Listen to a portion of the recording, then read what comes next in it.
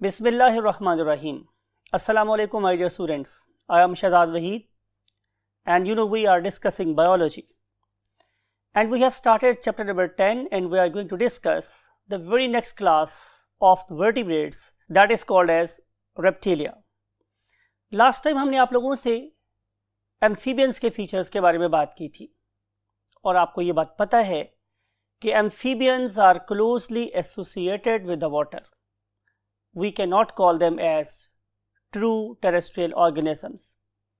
लेकिन आज हम जिस क्लास की बात करने वाले हैं मीन्स रेप्टिलिया की, those are the perfect or the true terrestrial organisms.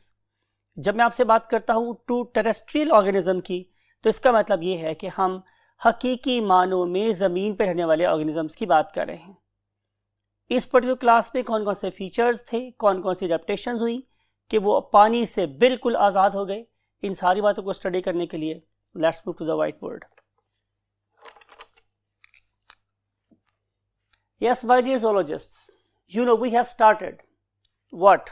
The reptiles. As usual, I want to give you the very first thing that is called as the diagnostic feature. और बहुत दफ़ा बता चुका हूँ, diagnostic feature mean कोई ऐसा character, कोई ऐसा खूबी, कोई ऐसी खूबी जो आपको इन जानदारों को पहचानने में मदद देगी. तो यू नो वेरी वेल कि जितने भी रेप्टाइल्स हैं उनमें एक ही कॉमन फीचर है कि वो क्या है स्टूडेंट्स, कि these are basically crawlers. Whenever I use the word crawler, इसका मतलब यह है कि ये ज़मीन पे रींग के चलने वाले ऑर्गेनिज्म हैं. ठीक है, उर्दू में लिखने की जरूरत आई थिंक नहीं है, आपको मेरी बात समझ आ रही होगी कि जब ये चलते हैं तो एटलीस्ट इनकी पूरी बैली या एटलीस्ट बैली का कुछ पार्ट या वो कभी कभी ज़मीन के साथ टकरा सकती है. तो इन ऑर्गेनिज्म को हम नाम कह देते हैं रेप्टाइल्स. फॉर एग्जांपल, जब स्नेक मूव करेगा तो उसकी पूरी बॉडी ज़मीन के साथ टच हो रही होती है. लेकिन अगर आप किसको देखें, लिजर्ड को देखें, तो उसकी बॉडी ज़मीन पर अटैच रहती है, लेकिन जब वो मूव करेगी तो जाहिर है ये ऑर्गेनिज्म अपने आप को ज़मीन से लिफ्ट कर लेता है due to very strong limbs. तो उस टाइम पे उसकी बॉडी ज़मीन पे टच नहीं हो रही होती.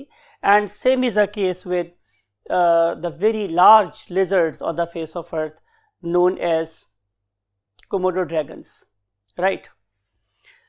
सो now we want to discuss the next thing that is called as evolutionary status. तो एवोल्यूशनरी स्टेटस में आपको दो ही बातें बतानी है. नंबर वन कि ये जो मेरे पास ऑर्गेनिजम्स हैं दे बेसिकली इवॉल्व्ड फ्रॉम, ये कहाँ से इवॉल्व हुए. तो very simple and plain answer, any guess?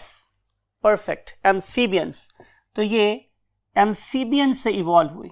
इसका मतलब है कि हम इन ऑर्गेनिजम्स को, मीन एम्फीबियंस को, एंसेस्टर्स के जद्दे अमजद या आबाओ अजदाद कह सकते हैं. ये वाले ऑर्गेनिजम्स बहुत स्लोली इवॉल्व हुए फ्रॉम द एम्फीबियंस और फिर डोमिनेट कर गए एक पर्टिकुलर ईरा में that is called as a Mesozoic era, right. और फिर जो कंडीशंस थी वो आहिस्ता आहिस्ता खतरनाक होती गई, डेंजरस होती गई, अनफिट होती गई for this organisms in the very red era that I have written for you, that is called as tertiary era. तो टर्शरी ईरा में इनके नंबर में और इनकी डाइवर्सिटी में बहुत शार्प डिक्लाइन आया. ठीक है, उसकी क्या क्या वजूहात हो सकती हैं, it is beyond your course. Now we want to move to the next thing कि अगर ये वाले ऑर्गेनिज्म एम्फीबियंस से इवॉल्व हुए तो इनके अंदर कौन कौन सी ऐसी एवोल्यूशनरी एडवांसमेंट्स हुई कि ये ज़मीन पे पूरी तरह रहने के काबिल हो गए. तो उसमें जो सबसे पहला फीचर आप लोगों की बुक में मेंशन है that is the copulatory organ. What is meant by the copulatory organ? Couple का मतलब क्या होता है? जुड़ना, जोड़ा होना, राइट. तो in case of sexual reproduction you know very well कि there are two organisms, they should be present, one of them should be the male, other one should be the female. और आप पढ़े लिखे बच्चे, आपको पता है कि there are two types of fertilisations as well, कि हम अगर एक एग को स्पर्म से बनाना चाह रहे हैं तो वो दो जगहों पे मिल सकता है. Number one, in the water outside the body, इसे हम क्या बोलते हैं? External fertilisation. लेकिन अगर ऐसा ना हो और एक मेल ऑर्गेनिज्म अपने स्पर्म फीमेल की बॉडी के अंदर प्लेस करे तो फिर हम उसे बोलते हैं इंटरनल फर्टिलाइजेशन. और अगर ऐसा होना है तो फिर मेल शुड बी कैपेबल और male should have an organ that may use to transfer the sperms into the female body, और उस पर्टिकुलर ऑर्गन को हम नाम कर देते हैं कपुलेटरी ऑर्गन। और उस कपुलेटरी ऑर्गन का नाम in case of reptiles is hemipenis. तो इन ऑर्गेनिजम्स के अंदर एक कपुलेटरी ऑर्गन डेवलप हुआ जिसे हम लोग हेमीपीनस के नाम से जानते हैं। It is basically not a perfect copulatory organ, rather it is an invertible sac. और इस पर्टिकुलर सैक के अंदर जो पहले मेल है वो स्पर्म्स को क्या करता है, इकट्ठा कर लेता है और फिर इसको इवर्ट करके फीमेल बॉडी में प्लेस कर देता है। लेकिन बहरहाल ये वो हमारी फेस ऑफ अर्थ पे पहले ऑर्गेनिज्म थे जिन्होंने सक्सेसफुली पानी से आज़ाद होकर, पानी की रिक्वायरमेंट को एक साइड पे रखते हुए, बिल्कुल टेरेस्ट्रियल मोड के मुताबिक स्पर्म्स को सक्सेसफुली ट्रांसफर किया इनटू द फीमेल बॉडी। तो ये सबसे पहली और मोस्ट इंपॉर्टेंट एडवांसमेंट थी to get rid of the water and have independence from the water. अब हम चलेंगे नेक्स्ट थिंग पर। अगर ये ऑर्गेनिजम्स इंटरनल फर्टिलाइजेशन कर रहे हैं तो फिर हमें एक स्टेप और आगे मूव करना है कि क्या इनकी फीमेल्स के अंदर ऐसी प्रॉपर्टी है या कोई ऐसा ऑर्गन है जो इस पर्टिकुलर डेवलपिंग ऑर्गेनिज्म को अपनी बॉडी में जगह दे सकता हो। तो आंसर है कि अभी ये ऑर्गेनिज्म एवोल्यूशन के प्रोसेस में बहुत पीछे हैं, राइट। तो फिर इन लोगों ने क्या किया, इन लोगों ने ये एक फीचर अडेप्ट किया कि क्यों ना अपने एग्स को क्या किया जाए, बॉडी से बाहर लिबरेट कर दिया जाए, लेकिन उन पर्टिकुलर एग्स के बाहर जो कोटिंग्स हैं उनको बहुत ज़्यादा स्ट्रॉन्ग कर दिया जाए, राइट, ताकि वो उस पर्टिकुलर ड्राई एनवायरनमेंट को फेस कर सकते हों जो इंडिपेंडेंस चाह रहे हैं फ्रॉम द वाटर।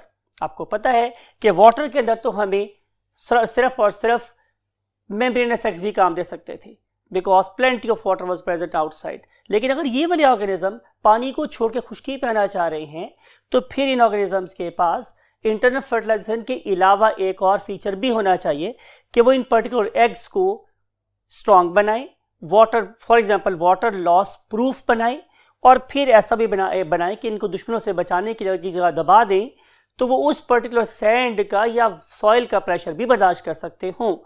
तो इन पर्टिकुलर ऑर्गेनिजम्स ने क्या किया स्टूडेंट्स, इंटरनल फर्टिलाइजेशन के बाद फर्टिलाइज्ड लेदरी एग्स की हैचिंग की, और हैचिंग करने के बाद इन ऑर्गेनिज्म ने उनको ज़मीन में या ज़मीन के पास या पानी के पास जहाँ पे रख दिया जहाँ पे इनकी डेवलपमेंट का प्रोसेस चलता रहा। नाउ आगे देखते हैं कि और क्या क्या फीचर इन ऑर्गेनिजम्स के पास आए सो दैट कि they can live successfully on the face of earth. Let's move to the next 2/3 of the board. Yes my dear students, next thing is their skin. अगर आप लोग previous lecture को याद करें तो हमने आप लोगों से डिफरेंट किस्म के एम्फीबियंस की बात की। आप लोगों से हम लोगों ने इससे पहले वाले ग्रुप यानी कि फिशेस की बात की। चाहे आप लोग फिशेस को देखें या आप लोग एम्फीबियंस को देखो, आपको दोनों में स्किन कैसी नजर आएगी, moist, and that very moist skin is moist due to presence of too much mucus secreting glands, और जाहिर है उनकी जरूरत भी थी। लेकिन अब मैंने आपसे बोला कि इन ऑर्गेनिजम्स की विश क्या है कि they should get rid of the water, they should show independence of the water. तो वो इंडिपेंडेंस कैसे ऑब्टेन कर सकती थी कि अगर वो अपनी स्किन में से वाटर के लॉस को मिनिमाइज कर दें। यू नो कि अब वाटर सराउंडिंग पे नहीं है, इन ऑर्गेनिज्म की बॉडी अगर गीली ही रहेगी तो इनके अंदर वाटर कंटेंट ज़्यादा होगा और सराउंडिंग में वाटर कंटेंट कम होगा। तो due to presence of gradient very rapid loss of water will be there and these organism will suffer a very severe dehydration. और अगर हम उस डिहाइड्रेशन को अवॉइड करना चाह रहे हैं तो फिर क्या होना चाहिए कि इनकी स्किन ऊपर के सेल्स को बिल्कुल डेड कर ले, उन्हें कॉर्निफाइड कर ले, उन्हें वाटरप्रूफ बना ले ताकि इनकी बॉडी का वाटर लॉस ना हो। और यही सारे फीचर्स को ऑब्टेन करने के लिए इन ऑर्गेनिजम्स ने अपनी स्किन को नॉट ओनली ट्राई कर लिया बल्कि उनको फर्दर सुपर इम्पोज किससे किया कि उसके ऊपर कॉर्निफाइड जो सेल्स थे उनको शेड ऑफ नहीं किया बल्कि इन कॉर्निफाइड सेल्स को आपस में मिला मिला के उसके ऊपर क्या बना लिए, स्केल्स बना लिए। अब देखें कि जितना ऑर्गेनिज्म ड्राई है और उसके ऊपर स्केल्स की लेयर्स स्ट्रॉन्गर हैं, they are less susceptible not only to the water loss but also they are less susceptible to the attacks of the what predators. इसके अलावा इन पर्टिकुलर ऑर्गेनिज्म की जो सबसे बड़ी एडवांसमेंट ये हुई कि अगर ये किसी बरो वगैरह में जा रहे हैं तो डेफिनेटली किसी किस्म की कॉम्प्रेशन को भी ये अवॉइड कर सकते थे। अब हम चलें नेक्स्ट पॉइंट की तरफ, that is called as the extra embryonic membranes. My dear students, बात सिर्फ और सिर्फ लैदरी एग्स बनाने की नहीं थी। सिर्फ लैदरी एग्स इन ऑर्गेनिजम्स को ज़मीन के सक्सेसफुल ड्वेलर्स नहीं बना सकते थे। अगर आप लोग उन पर्टिकुलर लैदरी एग्स को देखें तो आपको उनके अंदर एक बड़ा एडवांस फीचर नज़र आता है, and that very advance feature is called as compartmentalisation, यानी कि उस पर्टिकुलर एग के अंदर फर्दर कंपार्टमेंट्स बन गए हैं। जब मैं बात करता हूँ कंपार्टमेंट्स की मीन हिस्से बन गए हैं, तो आपको 3 मेन कंपार्टमेंट्स को याद रखना है जो आप लोगों की बुक में मेंशन है। उनमें से जो पहला कंपार्टमेंट है हमारे स्टूडेंट्स, उनमें से एक का नाम है amnion, right? One of them is called as the amnion, and second one is called as chorion, and last one is called as allantois.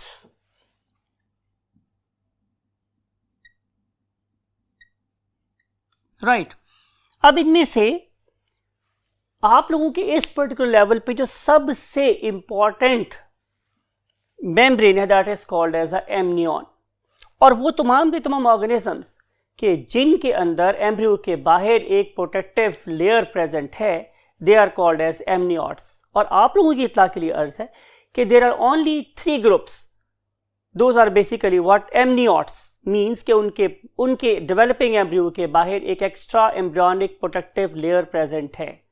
उनमें से एक है रेप्टाइल्स, और नंबर 2 पर कौन है स्टूडेंट्स? बर्ड्स, और नंबर 3 पे यू आप मीन्स मैमल्स। तो इस तरीके से हमारे पास एमनियोट्स में 3 ग्रुप्स आ जाते हैं। One of them is called as reptiles, number 2 are called as aves, and number 3 are called as mammals. तो हमारी डेवलपमेंट के दौरान में भी हमारे गिर्द एक प्रॉपर सैक प्रेजेंट होती है, और उस प्रॉपर सैक का नाम क्या है स्टूडेंट्स? एमनियन। और जहाँ तक ताल्लुक है मेरे पास कोरियन और एलैंटॉइस का, तो उनका जो फंक्शन है वो एक्सक्रीटरी है और रेस्पिरेटरी है, यानी कि अल्लाह रब्बुल इज़्ज़त इनके अंदर एक सैक रखती है जो कि बेसिकली इस डेवलपिंग एम्ब्रियो के वेस्ट प्रोडक्ट को सेव कर रही है। राइट? इस पर्पज़ के लिए आप लोग इस इमेज को देखें। इस इमेज में आप लोगों को नजर आ रहा है कि यहाँ पे एक एग है that is basically covered with the shell, और इसके अंदर हमारे पास एग मेम्ब्रेन प्रेजेंट है, और उसके बाद अंदर आपको नजर आ रहे हैं 3 different compartments. One is having what? The embryo, ठीक है, और उसका नाम हमारे पास क्या है? उसका नाम क्या है मेरे पास स्टूडेंट्स? एमनियन। इसके अलावा यहाँ पे 2 लेयर्स और प्रेजेंट हैं। One of them is called as chorion, other one is called as allantois. One membrane is specially designed to store the waste products of the organism, and it is called as allantois.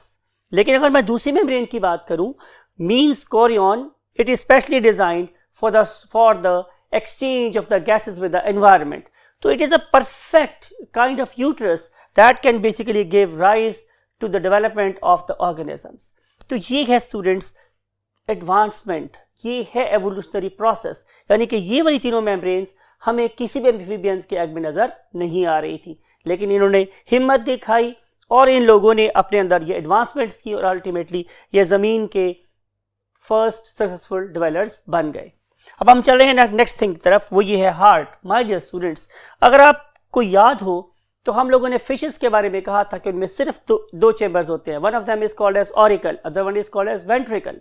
लेकिन जब हम लोग amphibian के level पर आए तो हमें यह पता चला कि इनके अंदर अब एट्रियम डिवाइड होकर 2 एट्रिया बना रहा है, ठीक है। अगर हम ड्रॉ करके देखें तो ड्राइंग कुछ इस तरह बनेगी कि ये था मेरे पास बेसिकली व्हाट, एक एट्रियम, और ये मेरे पास क्या स्टूडेंट्स, एक वेंट्रिकल। लेकिन एम्फीबियंस में क्या हुआ कि यहाँ एक पार्टीशन बनना शुरू हुई जिसने एक एट्रियम को 2 एट्रिया में कन्वर्ट कर दिया। लेकिन अभी भी आपको याद होगा कि वेंट्रिकल एक ही था एम्फीबियन के केस में, तो यहाँ पे मिक्सिंग ऑफ ब्लड हो रही थी। लेकिन जो ही हम लोग आए किस पे, रेप्टाइल के लेवल पे, तो रेप्टाइल्स ने इस पर्टिकुलर इंटर वेंट्रिकुलर सेप्टम को क्या कर दिया, कंटिन्यू करना शुरू कर दिया, बढ़ाना शुरू कर दिया। Most of the time it is perfectly dividing what the ventricles. लेकिन इसकी परफेक्शन अपने नुक्ता उरूज पे, अपने कमाल पे किस में नजर आती है हमें? क्रोकोडाइल्स में, राइट। तो बाकी ग्रुप्स के अंदर still there is a very slight mixing of blood, but in case of the crocodiles this particular partition is perfect. So हम कह सकते हैं कि रेप्टाइल्स ही वो वाहिद ऑर्गेनिज्म थे कि जिनके अंदर एक परफेक्टली 4 चेम्बर्ड हार्ट डेवलप हुआ। तो आप लिख सकते हैं कि there are 4 chambered hearts, and these 4 chambered hearts basically consist of 2 atria and definitely 2 ventricles. However, in case of other groups like snakes and lizards, partition is not that perfect. Next thing, next article जो book में लिखा हुआ है, that is nothing other than the better adapted legs. अगर आप लोग देखते हैं स्टूडेंट्स लिजर्ड को, तो आप इमेजिन करें, बात को आपने जरा गौर से सुना माय डियर स्टूडेंट्स, मैं आपसे ये बोल रहा हूं कि आपने पुशअप्स लगाते हुए चलना है, तो आई थिंक कि आप भी बहुत जल्दी थक जाएंगे अगर आपको पुशअप्स लगा के चलना हो। लेकिन लिटरली स्पीकिंग वाकई ऐसा होता है कि ये जो हमारे लिजर्ड्स हैं, जैसे कोमोडो ड्रैगन वगैरह बड़ी लिजर्ड्स हैं, literally their limbs are parallel to the weight of the body. जब उनकी limbs parallel to the weight of the body हैं, तो उनकी लिम्स को इतना स्ट्रांग होना था कि वो उनके पूरी बॉडी के वेट को ज़मीन की ग्रेविटी के अगेंस्ट लिफ्ट कर सकती हो। अगर मैं आप लोगों की बात करूं तो आप लोगों की लेग्स आपके वेट के एट राइट एंगल हैं। True with the dog, true with the other lions and tigers. उनके वेट के नीचे टांगे आ गई हैं, it is very easy to lift. लेकिन जिस केस में क्या है कि उनका वेट उनकी लिम्स के पैरेलल है, तो इस वाले केस में दे should have very very strong muscles of the arms the legs so that they can lift the weight and run, right? तो इस लिहाज से इन पर्टिकुलर ऑर्गेनिजम्स के अंदर बड़ी स्ट्रॉन्ग किस्म की लेग्स हैं, उनके मसल्स बड़े स्ट्रॉन्ग हैं जो उनके बॉडी के वेट को लिफ्ट कर सकते हैं। look at the crocodiles, look at the gavialis, look at the alligators, look at the what lizards. These all organisms, they are basically very very strong in terms of the muscles of the legs and arms. और इसी वजह से ये जो organisms हैं they can move for certain period, then they should have a pause, they want to allow their muscles to rest and then they move again.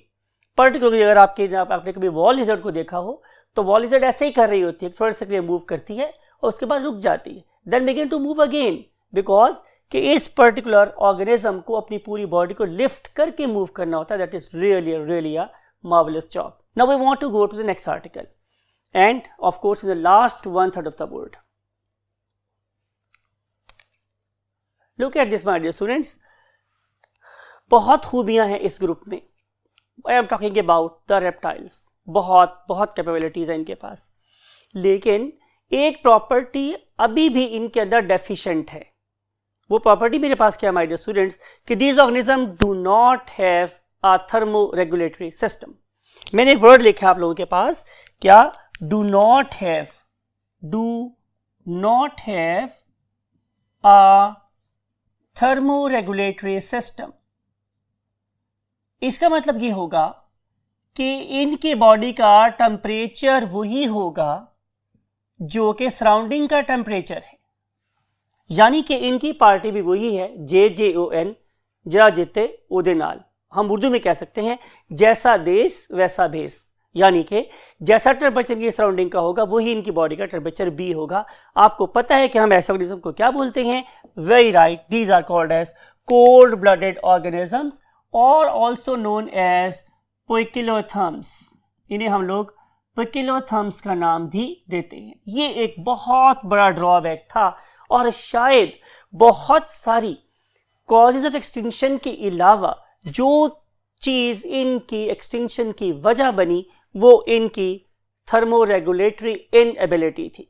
Right, कहा जाता है कि जब इस पर्टिकुलर कुराई अर्थ के साथ आके बहुत बड़ा मेटियोराइट आके हिट किया तो उसके रिजल्ट में बहुत अरसे तक सोलर रेडिएशंस हमारी ज़मीन तक नहीं पहुंच सकी गर्थ की वजह से। तो उस पर्टिकुलर टाइम पे ये ऑर्गेनिज्म अपने आप को सर्वाइव नहीं कर सके, तो इनके बहुत बड़े Giants, those who have ruled the earth, I am talking about dinosaurs, वो थर्मल शॉक्स की वजह से क्या हुए, इस दुनिया से कूच करेंगे। तो ये थ्योरी है, it may be wrong, it may be true, लेकिन थ्योरी ही ये है कि by these giants mean dinosaurs they become extinct. तो उनकी एक बहुत बड़ी वजह मैंने बोली थी आप लोगों के साथ, वो ये कि ये अपनी बॉडी के टेम्परेचर रेगुलेट नहीं कर सके। बहरहाल परफेक्शन अल्लाह ताला के यहाँ है, बाकी तमाम फीचर्स के अलावा ये इनके अंदर ड्रॉबैक पाया जाता है। मुझे स्टक रहना है मोस्ट ऑफ द टाइम आपकी बुक के साथ। तो अब देखेंगे कि आप लोगों की बुक में नेक्स्ट आर्टिकल क्या है, that is the types of the reptiles. तो आप लोगों की बुक में रेप्टाइल्स की 3 मेन टाइप्स डिस्क्राइब की गई हैं। One of them is called lizards and snacks. Number 2 is called as Tuatara, that is basically Sphenodon. It is only confined to the very small part of the world that is lying very close to the continent Australia. Yes, I am talking about New Zealand. ठीक है, तो New Zealand में ये organism सिर्फ पाया जाता है। You can see its image. और अगर मैं कोशिश कर रहा हूँ आप लोगों के लिए कि हम इसको मैप, वर्ल्ड मैप को दिखाएं कि न्यूजीलैंड बेसिकली ऑस्ट्रेलिया के भी ईस्ट में पाया जाता है, right. So that very country or small island is blessed with this particular organism, very beautiful organism called as Tuatara. And now we want to move to the last class, and that very last class is called as the crocodiles, alligators and the gaviales. और इन तीनों की तीनों जो classes हैं इनके बारे में हमारा ख्याल ये है कि ये वाले ऑर्गेनिजम्स जद्द अमजद हैं, एंसेस्टर्स हैं किस ग्रुप के, मॉडर्न बर्ड्स के, राइट। मॉडर्न बर्ड्स कैसे इनसे एवॉल्व हुए, उनमें से कौन सा ग्रुप उनकी एवोल्यूशन की बाइस बना, जाहिर हम उसको क्लास एव्स में पढ़ेंगे जाके। लेकिन बहरहाल अब यहाँ पे बात को छोड़ते हैं कि ये ऑर्गेनिजम्स बहरहाल हमारे मॉडर्न बर्ड्स के एंसेस्टर्स हैं। माय डियर स्टूडेंट्स, जो नेक्स्ट पॉइंट आप लोगों की बुक में मेंशन है जो बहुत इंपॉर्टेंट है, और अगेन बोल रहा हूँ कि वो एक नंबर आपको दिला सकता है जो शायद आपको मेरे गोद में ले जाए, वो ये कि टुडे रेप्टाइल्स जो मेरे पास आज के रेप्टाइल्स हैं, mean lizard, snakes, tuatara, crocodiles, gavials and crocodile alligator, sorry, ये सारे के सारे ऑर्गेनिज्म किस दौर में इवॉल्व हुए। तो आंसर है स्टूडेंट्स मेरे पास कि वो इवॉल्व हुए क्रिटेशियस पीरियड में, क्रिटेशियस पीरियड में, ठीक है। लेकिन इनका जो एक्चुअल रूलिंग टाइम है जिसपे वो पूरी दुनिया पे छा गए, वो टाइम मेरे पास कौन सा स्टूडेंट्स, जुरासिक। आपने डेफिनेटली जुरासिक पार्क मूवी भी देखी होगी, ठीक है। तो ये मेरे पास जुरासिक पीरियड में इन्होंने हमारी पूरी ज़मीन के ऊपर रूलिंग की, प्रॉपर कब्जा किया। अब हम आखिरी बात पढ़ने वाले हैं कि ये वाले ऑर्गेनिजम्स हमारी इस कुरे अर्ज पे, हमारी इस ज़मीन पे कहाँ कहाँ पाए जाते हैं। तो इसका आंसर मेरे पास स्टूडेंट्स ये है कि 2 जगह पाए जाते हैं। One of them is in the temperate zone, ठीक है, and other one is called as tropical zone. ये 2 जोन्स में पाए जाते हैं। अब सवाल ये है कि अगर ये 2 जोन में पाए जाते हैं तो फिर ये फ्लरिश किस में किए, ज़्यादा ये किस में रहते हैं, तो answer is in the tropical zone. So ये वो इंफॉर्मेशन है that is basically present in your book, but I want to give you some interesting facts regarding this particular group, और इसके लिए हम मूव करते हैं towards an animation. Yes, my dear students, welcome on this animation. और अगर आप इस एनिमेशन को देख रहे हैं तो इसमें मैं आप लोगों के साथ कुछ इंटरेस्टिंग फैक्ट्स डिस्कस करने वाला हूं। नंबर 1 कि look at this particular lizard, perhaps it is the world's largest lizard. इसे नाम देते हैं कोमोडो ड्रैगन। इस ऑर्गेनिज्म के बारे में जो सबसे इंटरेस्टिंग फैक्ट है वो स्टूडेंट्स ये है कि ऑर्गेनिज्म किसी को काटता नहीं है, लेकिन ये कभी भूखा भी नहीं मरता। ये वाला ऑर्गेनिज्म अपने मुंह के अंदर एक इंतहाई खतरनाक किस्म की बाइफरकेटेड टंग रखता है। All this tongue is very long, लेकिन लॉन्ग होने इसकी स्पेशलिटी नहीं है। इसकी स्पेशलिटी है इसके मुंह के अंदर पाया जाने वाला बैक्टीरियल फौना। इसके अंदर पाए जाने वाले वो स्पेसिफिक किस्म के एंजाइम्स जो इस ऑर्गेनिज्म के लिए फूडिंग का, प्रोडक्शन का काम कर रहे होते हैं। ये ऑर्गेनिज्म सिर्फ और सिर्फ अपने प्रे के पास जाता है और उसको अपनी ज़बान टच कर देता है। सिर्फ टच करना काफ़ी होता है, बिकॉज कि इसके अंदर प्रेजेंट जो चीज़ें हैं ये उस ऑर्गेनिज्म की बहुत हार्ड स्किन को पेनिट्रेट करते हुए उसकी ब्लड में शामिल हो जाएंगी। उसके बाद ये वाला ऑर्गेनिज्म सिर्फ और सिर्फ एक काम करता है, ये अपने शिकार को चेस करता है। जब ये चेस करेगा तो चेस करते करते जाहिर एक टाइम ऐसा आएगा कि जब इसके शिकार के वजूद में इसके ब्लड की कॉन्सेंट्रेशन, इसके फ्लोरा की, इसके फौना की, मीन्स इसके पॉइजनस बैक्टीरिया की कॉन्सेंट्रेशन बहुत बढ़ जाएगी और ये ऑर्गेनिज्म मर जाएगा। It won't take more time, 1 or 2 days only, right. और ये वाला ऑर्गेनिज्म का डसा हुआ ऑर्गेनिज्म कोई और नहीं खा सकता, because this organism is suffering from a very very severe septicemia. इसके ब्लड में बहुत ज़्यादा जहर फैल गया हुआ है और no other organism can dare even to taste its, you can say, prey. ये वाला ऑर्गेनिज्म जब इसको खाएगा तो सिर्फ यही खा सकता है। तो ये एक बड़ा इंटरेस्टिंग फीचर है regarding this very group that is called as a Komodo dragons. दुनिया के सबसे बड़े कोमोडो ड्रैगन्स अगर आप वर्ल्ड मैप देखेंगे तो आपको इंडोनेशिया और मलेशिया के जजीरों में मिलते हैं, राइट। फिर इसके अलावा जो दूसरा ग्रुप बड़ा इंटरेस्टिंग है माय डियर स्टूडेंट्स, वो क्या है माय डियर स्टूडेंट्स, वो है स्नेक्स। अब स्नेक्स के बारे में भी आप लोगों को ये बात पता है कि इन ऑर्गेनिजम्स के पास बड़े यूनिक फीचर्स हैं, जिनमें सबसे इंपॉर्टेंट फीचर ये है कि इनके स्पेसिफिक किस्म के दांत होते हैं जिन्हें हम फैंग्स बोलते हैं, और इनके पीछे अटैच होती हैं, not in all snakes but in few very very poisonous snakes, क्या, डेफिनेटली पॉइजनस सैक्स। और ये जो सैक्स है ये 2 किस्म के पॉइजन से फिल हो सकती हैं। उनमें से पहली टाइप के हम बोल रहे हैं व्हाट, कि ये न्यूरोटॉक्सिन्स है, यानी कि ये वाला जहर जब इसके शिकार की बॉडी में जाएगा तो इसके नर्वस सिस्टम को पैरालाइज कर देगा।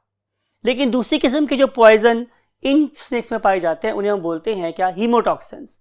इसका मतलब ये होगा कि जब ये वाला जहर उनके ब्लड में जाएगा तो उनकी कैपिलरीज, उनकी आर्टरीज और वेसल्स वगैरह को डिस्ट्रॉय कर देगा, और जाहिर है ये ऑर्गेनिज्म जब गैसेस को डिफरेंशिएट करने के काबिल नहीं रहेगा तो इसकी डेथ हो जाएगी। तो 2 किस्म के पॉइजन स्नेक्स में पाए जाते हैं। एक इंटरेस्टिंग फीचर जो आप लोगों को और बताना है इन स्नेक्स के बारे में, कि इन स्नेक्स के पास स्पेसिफिक किस्म की क्या होते हैं, हीट सेंसर्स होते हैं। In the absence of even light they can carry out the predation of their prey. Only reason is कि इनके पास हीट सेंसर्स हैं, तो इनका शिकार इन्हें रात के टाइम किसी ग्लोइंग, अगर मैं अपनी बात करूं तो जैसे मुझे कोयला दहकता हुआ नजर आता है, ऐसे ही इन ऑर्गेनिजम्स को अपना शिकार ग्लो करता हुआ दहकता हुआ नजर आता है, and they can easily, you can से, अटैक देयर प्रे। ये एक और इंपॉर्टेंट फीचर है। फिर इसके अलावा स्नेक्स में एक और प्रॉपर्टी होती है कि व्हेनेवर ये अपनी इस टंग को टू एंड फ्रो बार मूव करते हैं अपने एनवायरनमेंट में, तो अपनी सराउंडिंग में प्रेजेंट केमिकल्स को अटैच कर लेते हैं अपनी टंग के साथ। तो फिर इनकी ओरल कैविटी की रूफ में 2 ग्रूव्स हैं, उन पर्टिकुलर 2 ग्रूव्स में ये उस टंग को बार फेरते हैं, राइट। ये जो पर्टिकुलर ग्रूव हैं इनके अंदर एक्सीलेंट केमिकल एनालिसिस्ट बैठे हुए हैं। They can carry out the analysis of the chemicals present in their surrounding, whether ये उनकी प्रे का केमिकल है।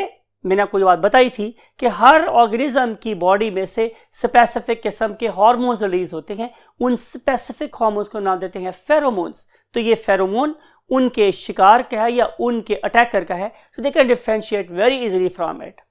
तो ये कुछ फीचर्स हैं जो हमें इन 2 ग्रुप्स में नजर आते हैं। एक आखिरी बात आपको बतानी है, that is regarding the crocodiles. अब जो क्रोकोडाइल्स हैं they are very very excellent divers. वो आपको पता है कि पानी की सरफेस के नीचे से सिर्फ और सिर्फ अपनी 2 आंखें बाहर निकाल के देख सकते हैं, और फिर नॉर्मली ये अपने ऑर्गेनिज्म को कच्चा ही निगल जाते हैं, और फिर they literally roll in the water, on the sand, on the land, so that कि वो अपने ऑर्गेनिज्म को क्या करें, प्रॉपर डाइजेशन कर सकते हों। तो आपको आखिरी शेर पे बात को छोड़ रहा हूँ कि हसीन सांप के नक्शो निगार खूब सही, निगाह जहर पे रख हुसन पे ना जा। तो never try to reach any beautifully coloured snake, because के इसके जो कलर्ड है खूबसूरत रंग, ये इसके बहुत ही हार्मफुल होने की निशानदेही कर रहे हैं। ये बता रहे हैं कि मेरे अंदर बहुत ही ख़तरनाक किस्म के जहर मौजूद हैं। अल्लाह ताला आपको तमाम किस्म के जहरों से महफूज रखे। आई वॉन्ट टू से यू अल्लाह हाफिज़।